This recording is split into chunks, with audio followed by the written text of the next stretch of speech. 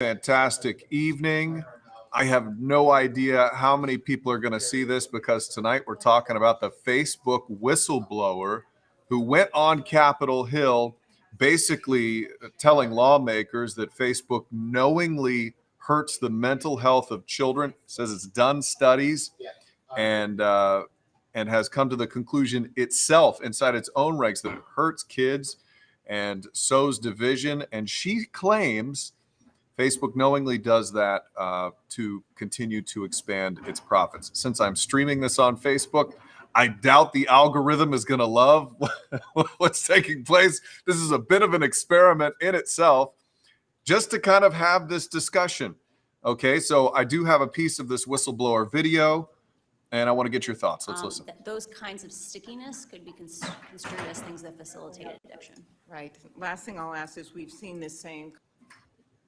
Oops, I'm sorry. Let me play that again. For young users, for all users, amplifies preferences, and they have done something called a proactive incident response, where they take things that they've heard, for example, like, can you be led by the algorithms to anorexia content?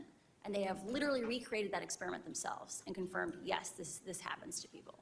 So Facebook knows that they are leading young users to anorexia content. Do you think they are deliberately designing their product to be addictive beyond even that content?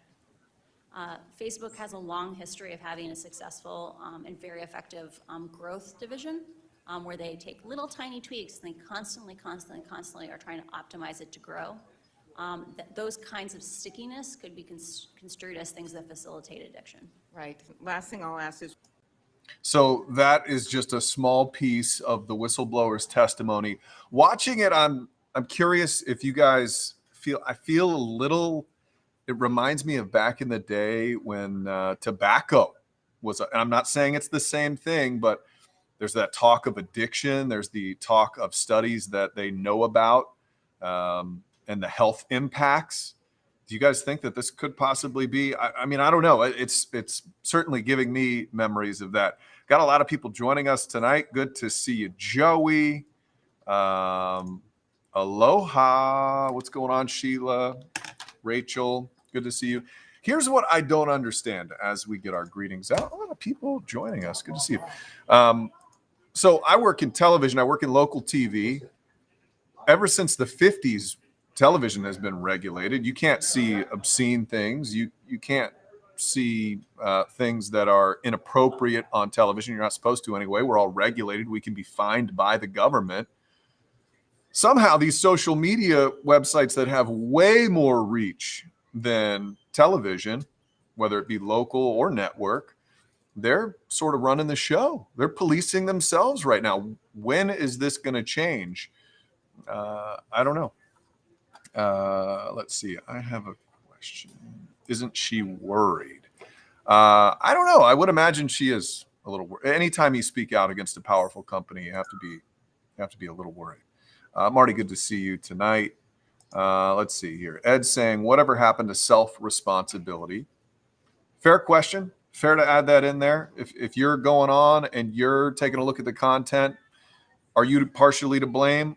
Oh, what if it's kids? You know, he'll probably say parents should be responsible for that, which, you know, there's a fair argument for that. But the question is, should these companies be regulated by something other than themselves?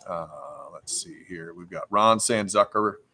I think he means Zuckerberg will pay them off. Nothing will change. Some weird stuff out here. Hey, Marty, good to see you. So that's kind of the big deal today. One of the big things we're talking about, and it's going to be interesting in the next few years to see the sort of restrictions and governance that could be placed on Facebook and Instagram, who are owned by the same people. WeChat. I mean, there's certainly the other thing is, are these going to be broken up as a monopoly? So who knows? One thing that we can all agree on tonight, Stephen St. John, go Knowles. We got our first win of the season. Feeling good. Got off the schneid a little bit. So thank you guys for joining us. Let's see. Oh, Joey, he's taking a shot. Your team finally won a game. I'm going to take it. I know it was Syracuse. I know it was just Jamie Say's team, but that's okay. I'm going to take any W I can get. Yes, no. We got some Seminole love and hate on here tonight. Do you miss? I did not miss Facebook. I did not. I do enjoy our Facebook lives together, but that's about it. I don't enjoy the rest of it, and I'm not quite sure that it's good for us, as this young lady is stating. So let us know what you think. Thank you so much for joining me tonight for the Facebook Live. I hope you have a great night. Check us out on the TV. No social media there. We are well regulated by the FCC. You won't see any of the crazy stuff you'll see on Facebook. Have yourself a